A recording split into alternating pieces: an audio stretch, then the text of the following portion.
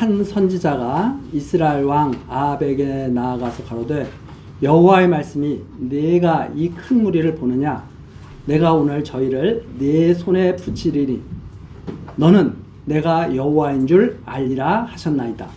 아합이 가로되 누구로 하시리이까? 대답하되 여호와의 말씀이 각도의 방백의 소년들로 하리라 하셨나이다. 아합이 가로되 누가 싸움을 시작하리이까? 대답하되 왕이니이다.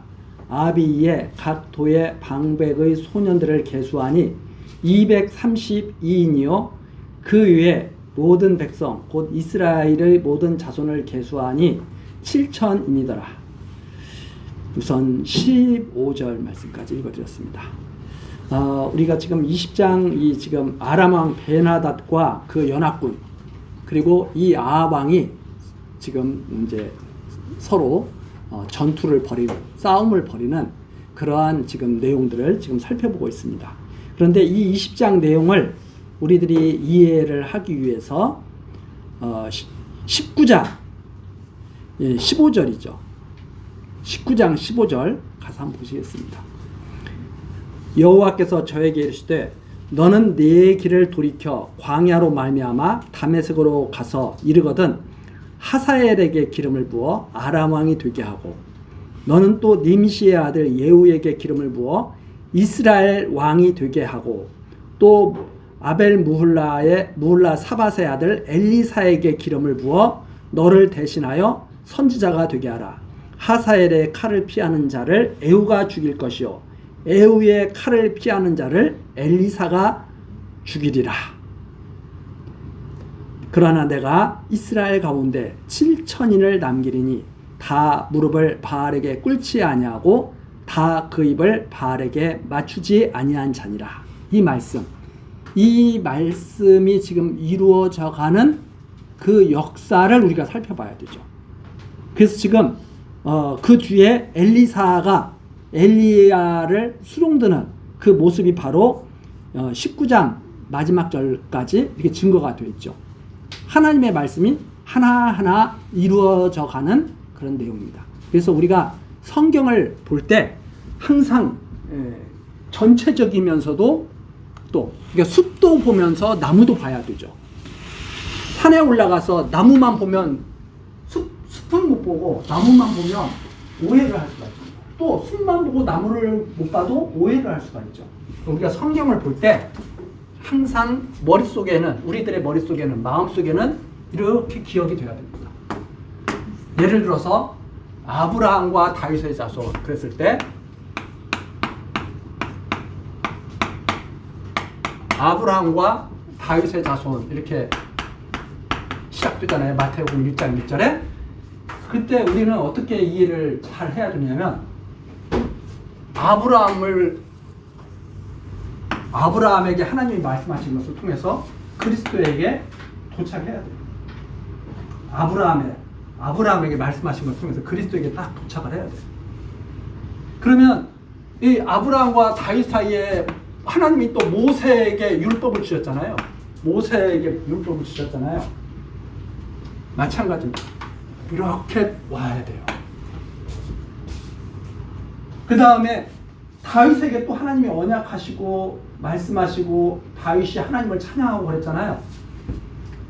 이렇게 와야 됩니다. 그러니까 항상 우리가 그리고 지금 다윗 뒤에 지금 엘리야 선지자가 지금 활동하고 있는 그 시기죠. 그 엘리야에게 말씀하셨어요. 우리 큰 이렇게 한다면 이제 선지자 엘리야에게 이렇게 말씀하셨어요. 그러면 어떻게 봐야 되느냐? 이렇게 봐야 돼요. 그래서 다 그리스도에게로 집중해야 돼요. 그런데 이 말씀이 아브라함에 대한 말씀 안에 이 말씀이 있는 거예요. 아브라함에 대한 말씀 안에 다윗 언약이 있어요. 예를 들어서 이제 아브라함 언약, 모세 언약, 다윗 언약 그러거든요. 신학자들이 그냥 막 다 따로따로 취급하기도 하고 막 서로 이렇게 대등하게 놓기도 하고 신학자들에 따라서 여러 가지 연구 방법들을 막 쓰죠. 그러나 분명한 것은 이 안에 모세 언약이 있는 것이다. 이 아브라함과 모세 언약 안에 다윗 언약이 있는 거예요. 그 안에 엘리야에게 말씀하신 내용이 또 있는 거예요. 그러니까 우리가 지금 엘리야에게 말씀하신 하나님의 역사 섭리를 통해서 크게는 항상 숲이 보여요. 이 숲을 보고 있어야 돼요. 큰 숲을 보면서 이 말씀을 이해를 해야 이게 균형이 다 잡혀가지고 이게 흔들리지 않는 말씀이 됩니다. 그런데 이 엘리야에 대한 말씀을 읽을 때는 다 잊어버려요. 이것만 가지고 이제 이게 하는 거예요. 이 엘리야 선지자에 대한 말을 이해를 하기 위해서는 이걸 전체적으로 다 보면서 밑에 저변에 쫙 이렇게 항상 무장이 이렇게 장착이 돼 있어야 되고, 선지서들 있잖아요. 이 선지서들이 갑자기 선지서들이 뒤에 있다고 해서 역사적으로 선지서가 뒤에 다 있는 사람들이 아니거든요. 이 사이사이에 선지자들이 다 활동하고 있다 이 말입니다. 그 선지자들의 그 전해주신 그 말씀을 통해서 하나님의 뜻을 자꾸 깊이 있게 이해를 해가야 돼요. 그렇지 않으면 많은 오해를 불러일으켜가지고 똑같은 성경을 봐도 이상한 소리만 하게 되는 경우도 많다. 항상 이 안에서 모세가 율법을 줬다. 예를 들어서 모세가 율법을 줬다. 이 율법을 왜 줬느냐? 이 아브라함 안에서 이걸 이해를 해야, 바라봐야 바르게 율법을 주신 의미를 이해를 할 수가 있는 거죠. 율법을 왜 주시겠어요? 은혜가 은혜 되게, 은혜가 은혜 되게 율법 주신 거예요. 예를 들어서 그런 큰 이런 틀을 가지고 성경을 계속 봐야 어디를 보더라도 이렇게 다 집중이 된다 이 말입니다. 누구에게로? 그리스도에게로. 이 틀을 항상 잊지 말아야 된다.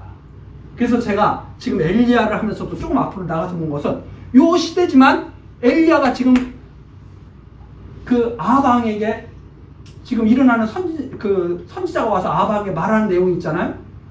왜 선지자가 갑자기 와서 그 못된 아방에게 왜 하나님의 말씀을 전해줄까? 앞에 엘리야에게 말씀하신 것을 이루기 위해서 섭리예요. 그러니까 이 안에서 지금 이걸 봐야 돼. 이렇게 계속. 그래서 여기를 읽지만 여기를 생각하고 여기를 생각하고 여기를 생각하고 여기를 생각하면서 여기를 읽는 거예요. 그렇기 때문에 앞에 걸 다 모르고 나 여기만 전문이야. 나는 이사야 전문이야. 이게 우스꽝스러운 말이 된다 이 말이에요. 항상 이걸 명심하고 우리가 이해를 해야 돼요. 그래서 지금 이 하나님이 엘리야에게 하신 말씀을 이루시는 그 섭리가 어떻게 이루어지는가? 정말 그게 하나님께서 이루시는 일인가? 이걸 확인을 해가야 돼요. 자, 한 선지자가 20장, 그래서 이제 지금 그 배경을 말씀드린 거고, 20장 13절에 보니까 한 선지자가 나와서 아방에게 그러는 거예요. 저 아람 왕 베나닷은 엄청난 숫자의 군대가 몰려왔습니다. 연합군이고 얼마나 기고만장한지 몰라요. 전쟁터에 와서 술 마시고 있습니다. 왜? 이스라엘 아방 군대가 저 상대가 안 되니까 술 마시고 있는 거죠. 자, 그런데 그때 벌벌 떨고 있을 그 아방에게 선지자가 와가지고 하나님께서 승리하게 하신다고 합니다. 이 말씀을 당신에게 전해주는 것은 여호와인 줄 알기 위해서 그런 겁니다. 그러니까 아방을 통해서 지금 이 북쪽 이스라엘 있잖아요. 솔로몬 이렇게 이 아방에게 이런 역사를 하시는 것은 하나님이 여호와이신 것을 계시하기 위한 것이다. 하나님이 여호와이신 것을 알려주기 위해서, 계시하기 위해서 당신에게 이런 역사를 하시는 겁니다. 그러니까 이제 아방이 물어보죠.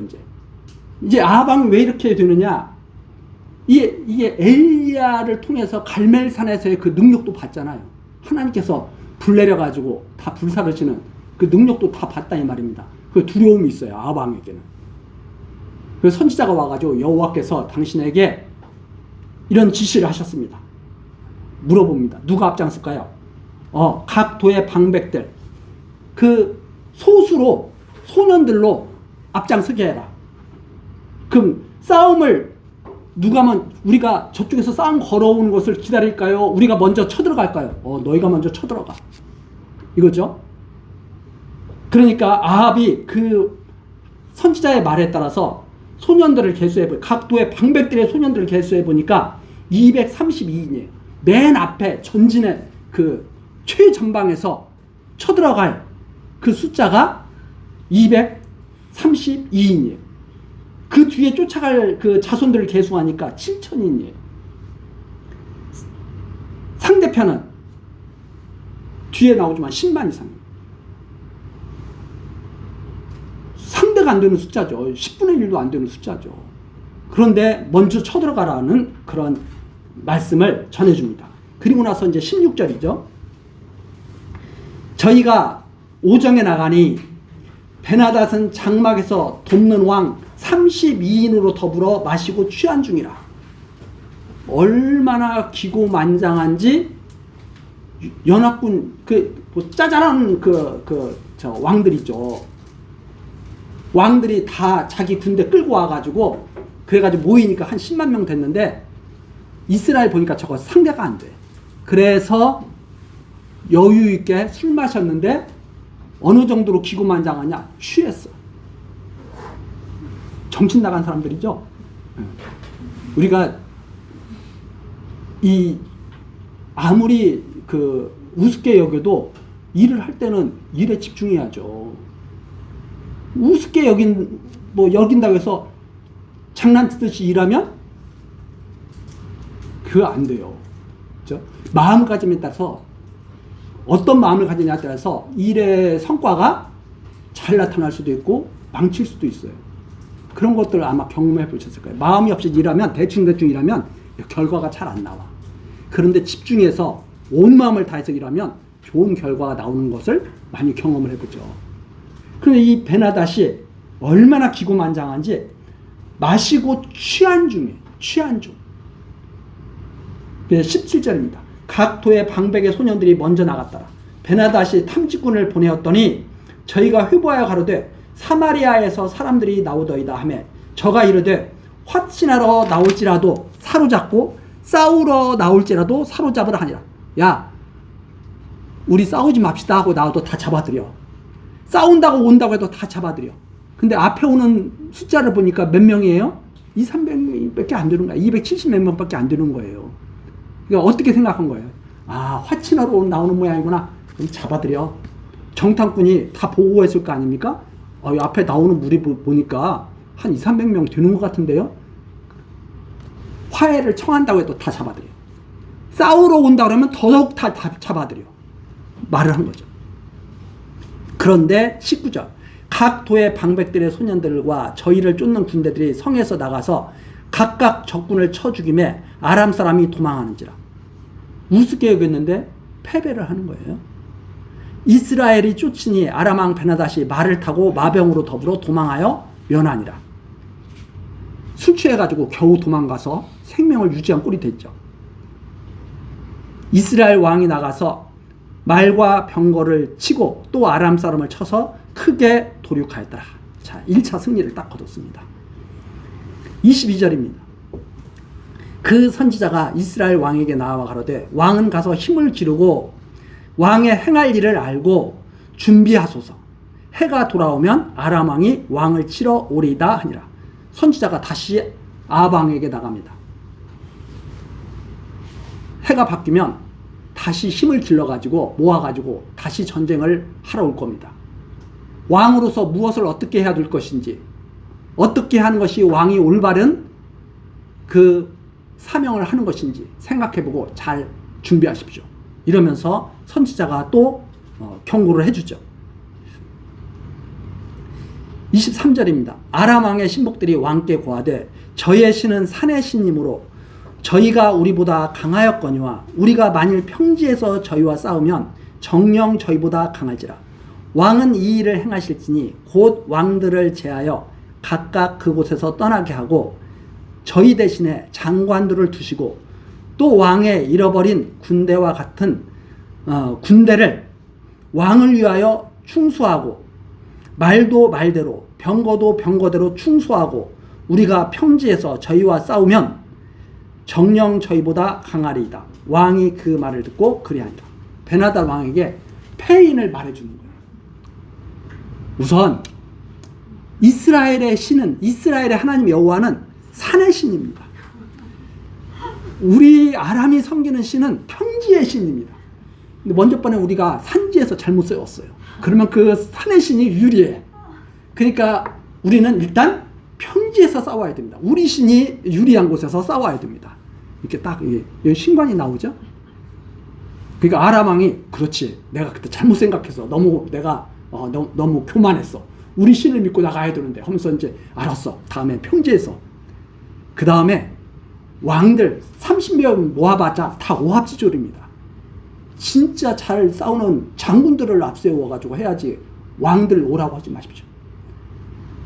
왕께서 정권을 딱 잡고 왕들은 나오지 못하게 하고 장군들 밑에 딱 두고 잘 훈련된 그 군사들로 전투를 하게 하면 우리는 틀림없이 이길 수 있습니다. 자, 그동안 병사 많이 잃었으니까 다시 다 보충하십시오.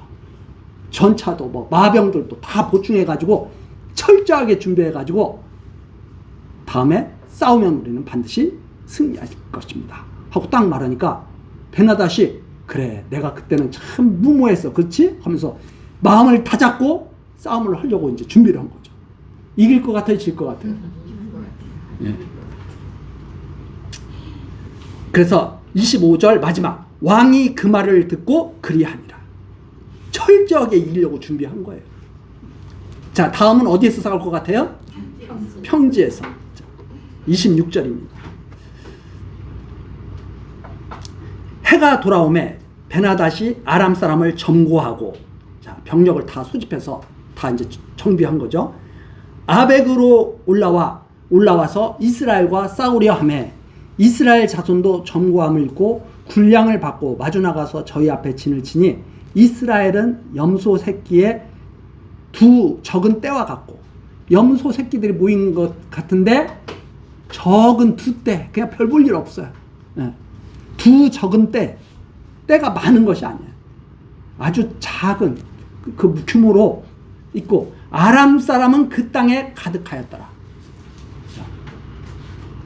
28절입니다. 때 하나님의 사람이 이스라엘 왕에게 나와 고하여 가로되 여호와의 말씀이 아람 사람이 말하기를 여호와는 산의 신이요 골짜기의 신은 아니라 하도다. 하나님께서 엄청 진노하신 거예요. 뭐? 내가 산의 신이야? 평지의 신은 아니야? 골짜기의 신은 아니라 하더라. 그러므로 내가 이 큰 군대를 다 내 손에 붙이리니 너희는 내가 여호와인 줄 알리라 하셨나이다 하니라. 하나님께서 뭐라고 말씀하셔요? 내가 완전히 다 쓸어버릴 거야. 산의 신이 아니라 온 천하를 주관하시는 신인 것을 깨닫게 하시고, 여호와인 것을 알게 하시고, 온 천지 만물을 다 주관하시는 하나님이 살아계신 것을 알게 하시고, 이 전쟁을 통해서 하나님께서 보여주고 싶은 것은 뭐예요? 여호와가 어떤 신인가? 여호와가 어떤 신인가? 아합을 갖다가 높이기 위한 전쟁인가요? 아합은 계속 승리할 거예요. 아합을 높이기 위한 전쟁이 아닙니다. 아합은 어떻게 하기로 이미 결정해 놨어요? 예후를 통해서 다 죽이기로 결정해 놨어요. 이미 엘리야 선지자에게 그걸 준비하기 위해서 엘리사에게 기름 부어서 너 뒤를 이어서 선지자 되게 하라. 다 말씀하신 거예요. 맨 마지막에는 엘리사가 다 처치할 거예요. 우리 아까 읽어봤잖아요. 그 일을 하시기 위한 섭리 과정이에요, 지금. 29절입니다. 진이 서로 대한 지 7일이라. 제 7일에 접전하여 이스라엘 자손이 하루에 아람 보병 10만을 죽이매. 엄청나죠. 이 죽인다고 하는 것은 사실은 격파하다는 뜻이 있습니다. 그러니까 10만 대군을 격파를 한 거예요. 10만 명을 다 한꺼번에 죽였다기보다는 격파를 한 거예요. 그 남은 자는 아벡으로 도망하여 성읍으로 들어갔더니 그 성이 남은 자 2만 7천 위에 무너지고 베나닷은 도망하여 성읍에 이르러 골방으로 들어가니라. 성읍에 들어가면 안전한 줄 알았더니 성읍이 다 무너져 버려요. 그래서 베나닷은 골방으로 들어갔어요. 가장 찾을 수 없는 깊은 곳에 숨었다 이 말입니다. 베나닷이.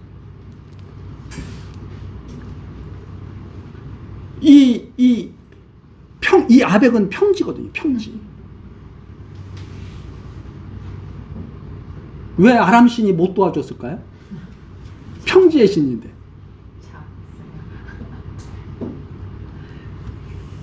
가짜 신이죠. 온 천하 만물을 다 주관하시는 하나님이 참 하나님이시죠. 자, 베나닷이 정말 철저하게 전쟁에서 승리하기 위해서 준비했지만 그냥 무너지고 맙니다. 왜? 여호와는 산의 신이요 골짜기의 신은 아니라 하는 이 교만한 말을 내뱉은 그러한 사고를 가지고 있는 이 베나닷이 망하게 되는 거죠.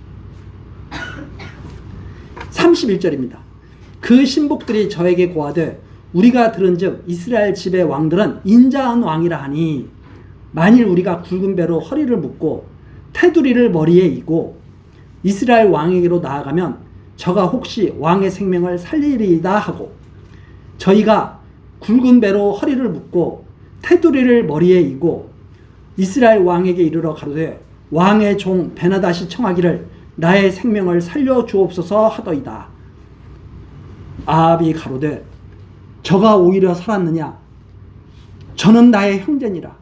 그 사람들이 징조로 여기고 그 말을 얼른 받아 대답하여 가로되 베나닷은 왕의 형제니이다. 왕이 가로되 너희는 가서 저를 인도하여 오라. 베나닷이 이에 왕에게 나오니 왕이 저를 병거에 올린지라.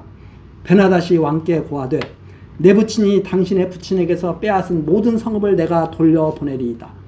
또 나의 부친이 사마리아에서 만든 것 같이 당신도 다메섹에서 당신을 위하여 거리를 만드소서. 아합이 가로되 내가 이 약조로 당신을 놓으리다 하고 이에 더불어 약조하고 저를 놓았더라. 전쟁이 다 끝나고 서로 조약을 맺은 거죠. 이 베나닷이 살 길이 막막해. 근데 신하들이 그러는 거예요. 이스라엘 왕은 인자하다고 하는 그런 소문이 있는데 우리가 가서 겸손하게 그 앞에 가서 우리가 잘못했습니다. 형제처럼 지내고 싶습니다. 이러면서 아양 떨면서 엎드리면 살 길이 열리지 않겠습니까? 이런 거예요. 그러니까 보내거죠. 보내가지고 아합에게 이른 거예요. 우리 왕께서 정말 뉘우치고 계십니다. 당신 앞에 엎드리기를 원합니다. 당신을 갖다가 섬기고 싶어 합니다. 아합이 아직 베나닷이 살았어? 빨리 데리고 와. 내 형제야. 이러면서 막 데리고 온 거죠. 전쟁에서 승리하고 얼마나 좋았겠어요.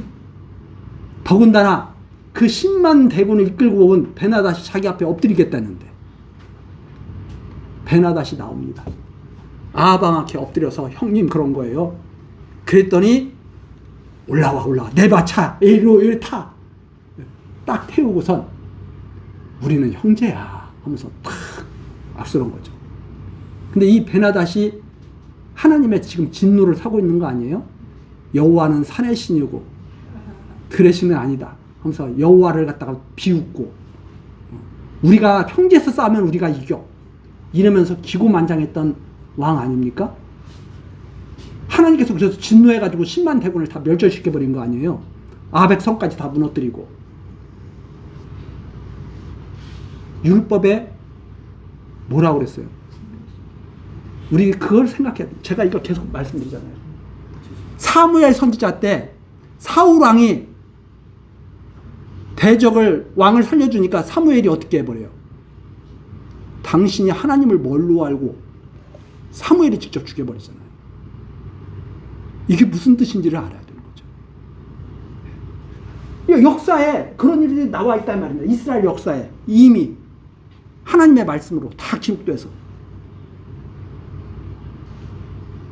사울왕이 안 죽인 것처럼 안 죽이잖아요. 그럼 아합의 장래가 어떻게 될 것 같아요? 이게 벌써 딱 이런 것을 읽는 순간 사무엘이 사울에게 했던 그런 말들이 다 떠올라야 이게 이해가 제대로 이제 들어가기 시작합니다. 근데 다 잊어먹고 하는 거예요. 자, 베나닷이 말합니다.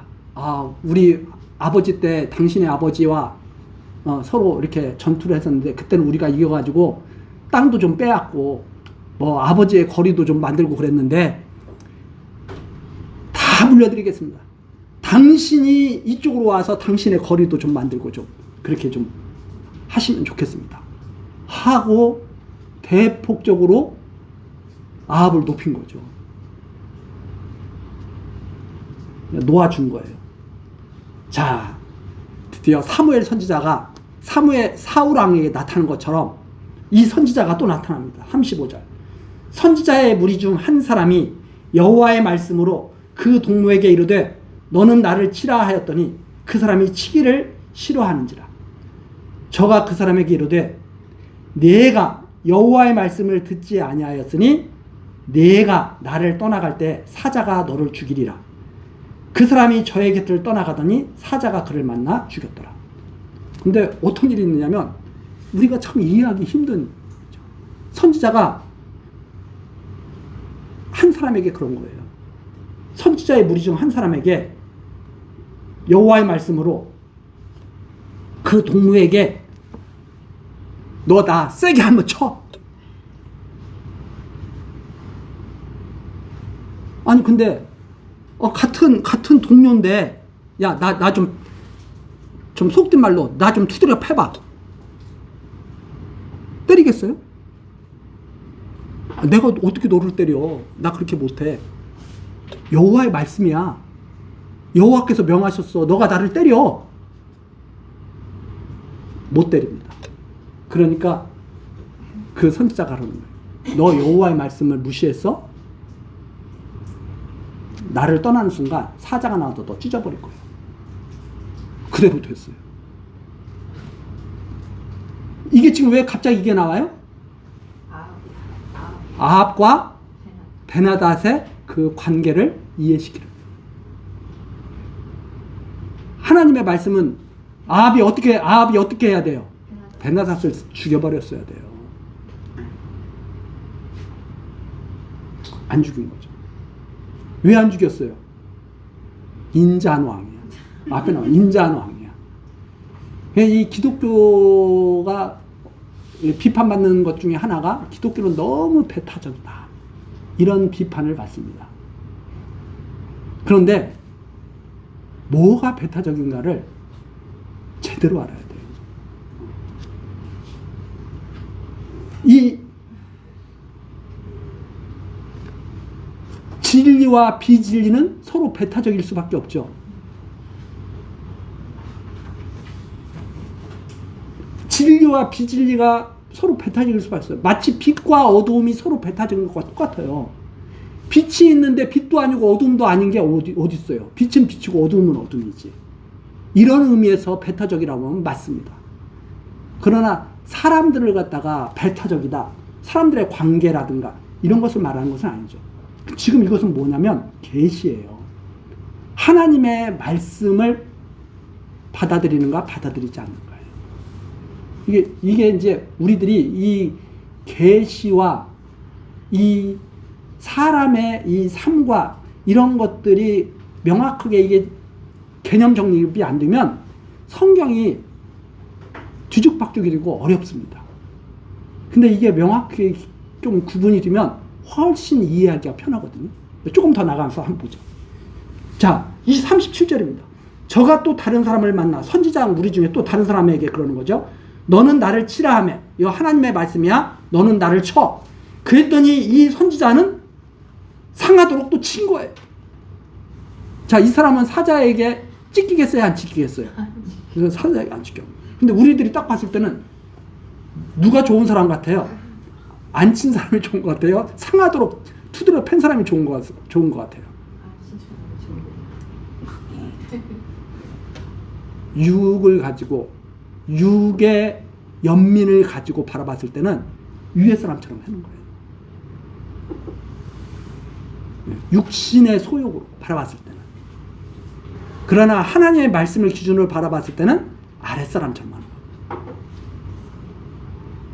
거예요. 이게 많은 의미를 담고 있지만 우선 좀 그냥 넘어갈게요. 사람이 생각하는 것과 하나님이 생각하는 건 전혀 달라요. 자, 또 한번 보겠습니다. 38절. 자, 이제 얼굴이 상했어요. 선지자가 가서 수건으로 그 눈을 가리워 변형하고, 자, 막 얼굴이 상해가지고 상처를 싸맨 사람이야, 이제. 그렇게 됐어요. 그래가지고 길가에서 왕을 기다리다가 아방을 기다리고 있었죠. 39절. 왕이 지나갈 때 소리질러 왕을 불러 가로되, 종이 전장 가운데 나갔더니 한 사람이 돌이켜 어떤 사람을 끌고 내게로 와서 말하기를, 이 사람을 지키라.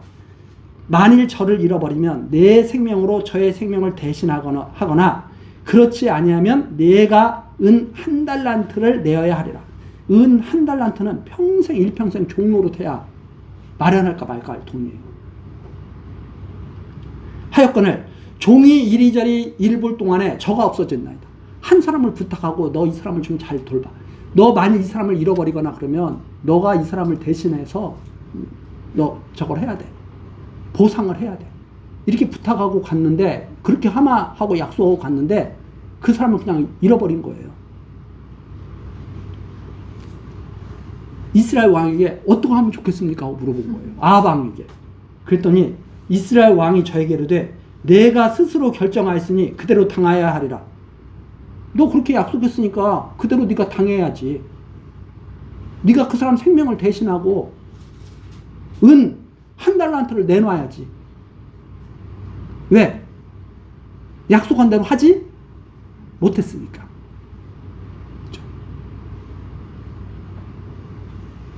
죽어야지. 약속한 대로 하지 못했으니까. 지금 스스로 지금 판결을 한 거예요. 마치 뭐와 똑같으냐? 다윗 왕이 나단 선지자가 와가지고 나단 선지자가 다윗 왕에게 물어보잖아요. 이러한 일이 있는데 그 사람을 어떻게 해야 되겠습니까? 그거 죽여버려야지. 그게 바로 당신입니다. 나단 선지자가 다윗 왕에게 그러잖아요. 스스로 고백하게 하는. 아합 왕에게도 똑같아요. 이런 사람을 어떻게 할까요? 근데 아합 왕이 봤을 때는 전쟁터에서 진짜 이렇게 막 부상 나오고 한 사람이 와가지고 자기한테 물어보는 것 같거든. 그러니까 의심할 여지도 없이, 아, 이놈 봐. 너 그럼 네가 당해야지. 그런 거예요. 아합 왕도 전쟁터에서 왔잖아요. 그 아합 왕이 그 말을 딱 하자마자 41절. 저가 급히 그 눈에 가려운 수건을 벗으니 이스라엘 왕이 저는 선지자 중 한 사람인 줄 알아본지라. 자기한테 왔던 선지자인 줄 알아본 거예요. 42절입니다. 저가 왕께 고하되, 여호와의 말씀이 내가 멸하기로 작정한 사람을 내 손으로 놓았은즉, 하나님이 죽이기로 작정한 사람이에요. 놓았은즉 내 목숨은 저의 목숨을 대신하고 내 백성은 저의 백성을 대신하리라 하셨나이다. 아합을 반드시 어떻게 하시겠다는 말씀이에요? 자, 그러면 아까 엘리사 선지자 기름 부어라 하는 그 모습, 그 다음에 지금 이 모습, 계속 하나님의 뜻은 어떻게 나타나고 있어요? 아합 왕을 반드시 죽이리라.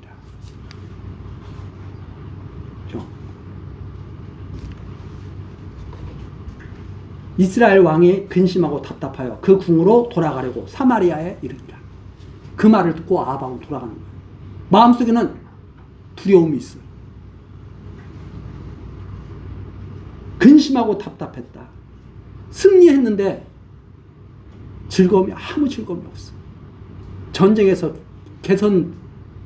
승리하고 개선하는데 아무런 낙이 없어. 그냥 답답하고 근심이 가득해. 왜? 반드시 죽이겠다 하나님께서 그러셨으니까. 자, 그 후에 일어난 일이 나봇의 포도원을 뺏는 일입니다. 그렇죠? 계속 죽을 짓을 해요? 아니면 점점 하나님께 나아가요? 계속 죽을 짓을 해요. 제가 왜 이걸 여쭤보냐면 이 결론이 중요하거든요. 이 사건에서 결론이 점점 갈수록 중요하거든요. 자, 21절입니다. 그 후에 이 일이 있으니라. 이스라엘 사람 나봇이 이스라엘의 포도원이 있어 사마리아 왕 아합의 궁에서 가깝더니, 왜 하필이면 나봇이 가지고 있는 그 포도원이 아합과 가까이 있어? 아합과는 떨어져 있는 게 좋아요? 가까이 있는 게 좋아요? 될 수 있으면 떨어져 있는 게 좋아. 가까이 있으면 같이 잘못하면은 그냥 막 휩쓸려 들어가. 그래서 될 수 있으면 아합과는 떨어져 있으면 좋은데 그게 마음대로 되나요? 이 나봇은 하필이면 또 아합의 궁과 가까이 있어. 2절입니다. 아합이 나봇에게 일러 가로되 내 포도원이 내 궁 곁에 가까이 있으니 내게 주어 나물밭을 삼게 하라. 내가 그 대신에 그보다 더 아름다운 포도원을 네게 줄 것이요 만일 합의하면 그 값을 돈으로 내게 주리라. 나봇이 아합에게 말하되 내 열조의 유업을 왕에게 주기를 여호와께서 금하실지로다 하니, 이스라엘 사람 나봇이 아합에게 대답하여 이르기를 내 조상의 유업을 왕께 줄 수 없다 함을 인하여 아합이 근심하고 답답하여 궁으로 돌아와서 침상에 누워 얼굴을 돌이키고 식사를 아니하니. 아합은 계속 어때요? 근심하고 답답해. 저것 좀 주면 내가 돈을 많이 준다고 해도 안 팔고, 다른 포도원을, 더 좋은 포도원을 준다고 해도 안 바꾸려고 그래요. 나봇은 어떤 사람 같아요? 고지식한 사람 같아요? 나봇은 율법에 그거 팔면 안 돼요. 팔 수가 없어요. 이스라엘 땅들은 다른 사람한테 팔으면 기한이 되면, 희년이 되면 다시 돌려줘야 돼. 희년이 가까울수록 그래서 땅값이 싸죠. 왜? 조금만 쓰고 돌려줘야 되니까. 지금 세상이 지금 다 자기 땅 넓힌이라고 지금 전쟁도 오고 난리가 났죠? 하나님을 모르는 사람들이에요.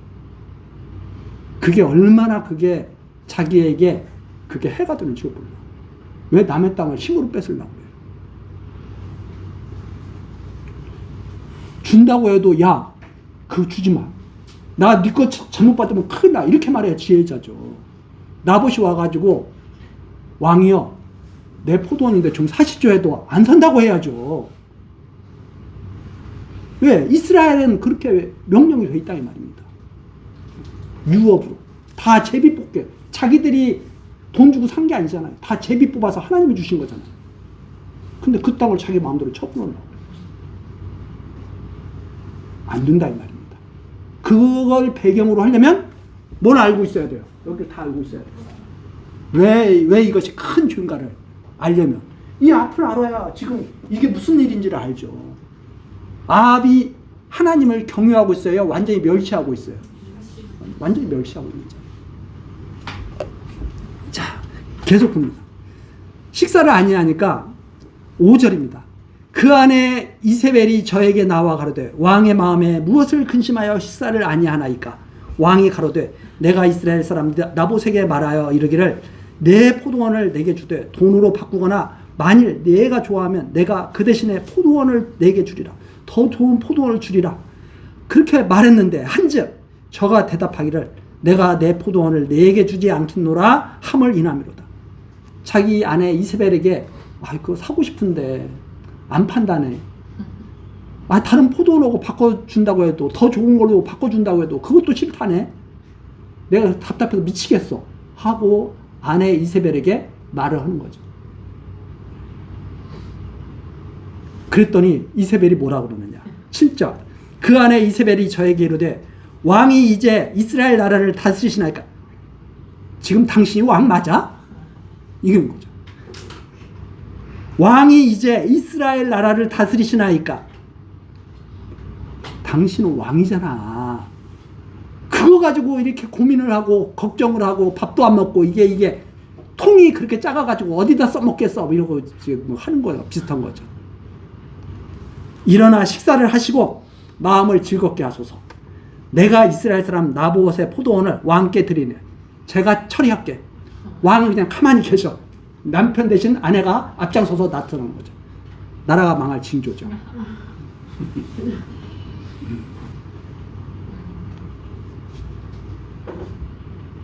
아합이 답답해하니까 이세벨이 기가 막힌 거예요. 이게 왕이 왕같이 이거 그냥 남편만 아니면 내가 왕자리 하는 건데 그러면서 이제 설레발 치는 거죠.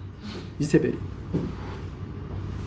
그래서 내가 줄 테니까 걱정하지 말고 당신은 밥이나 맛있게 먹고 있다 보면 내가 알아서 줄 거예요. 딱 그러고 8절 아합의 이름으로 편지들을 쓰고 누가 썼다는 거예요?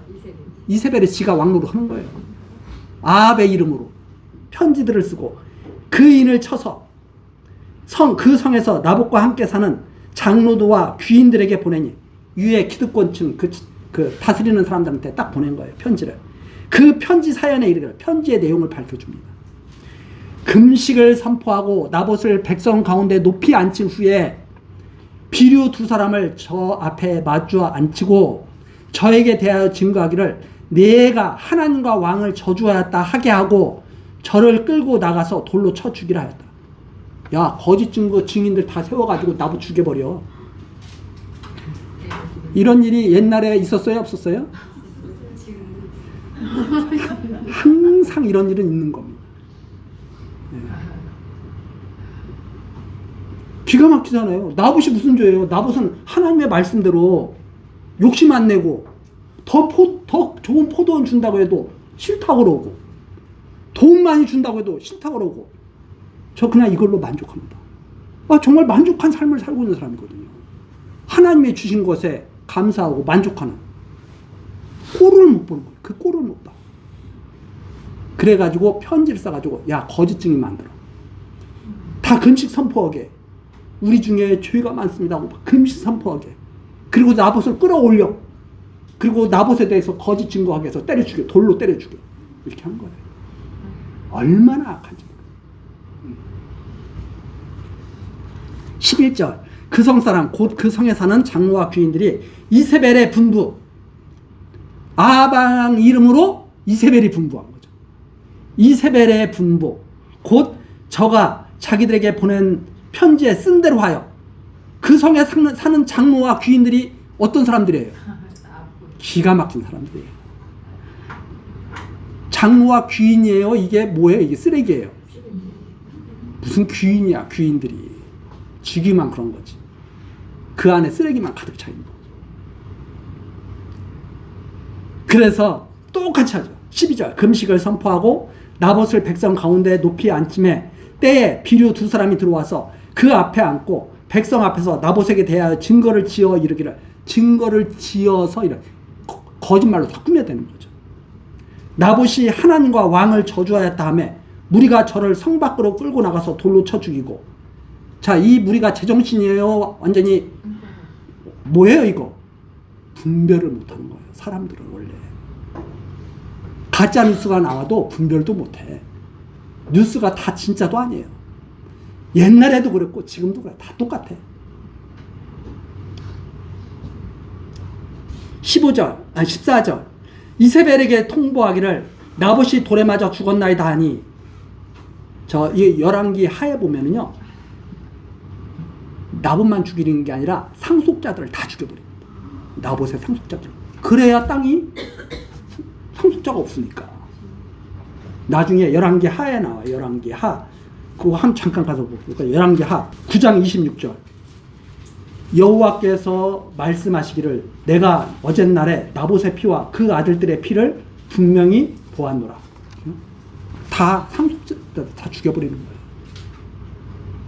자, 다시 돌아와서. 자, 이세벨이 15절입니다. 이세벨이 나봇이 돌에 맞아 죽었다 함을 듣고 아합에게 일어나서 그 이스라엘 사람 나봇이 돈으로 바꾸어 주기를 싫어하던 포도원을 취하소서. 나봇이 살아있지 않고 죽었나이다. 나봇이 죽었대네요. 당신이 이제 그 땅 주인이에요? 이런 거죠.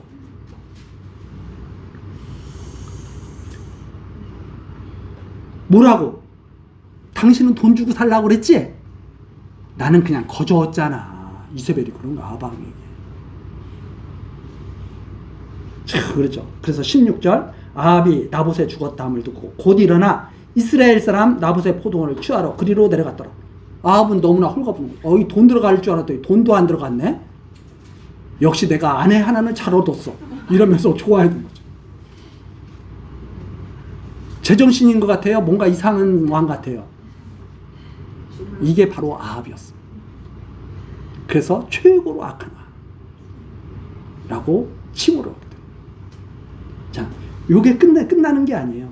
이게 어떻게 전개되느냐가 흥미진진하고, 이 다음 시간에 제가 그래서 이 중요한 이 계시의 이 말씀을 어떻게 이해해야 되는가 제가 조금 마지막 조금 하면서 좀 말씀드리려고 하는데, 오늘의 시간이 이 정도 다 됐으니까 여기까지 하도록 하겠습니다. 기도하시겠습니다. 정하신 뜻대로 세상을 다스리시는 하나님 아버지, 오늘도 우리들의 생명을 지켜주시고 하나님을 바르게 깨달아 믿게 하시니 감사와 찬송을 드립니다. 하나님, 이 시간 열왕기상 말씀을 통해서 하나님이 여호와이신 것, 하나님이 어떠한 섭리를 해나가시는지 우리들 다시 한번 배웠습니다. 이 세상에서 비록 고난을 당하는 우리의 삶이지만 우리의 삶이 헛되지 않도록 지켜주옵소서. 오직 믿음의 길로 행하며 여호와 하나님을 떠나지 않도록 복된 삶이 되도록 하나님 꼭 붙들어 주옵소서. 예수 그리스도의 이름으로 기도드리옵나이다. 아멘.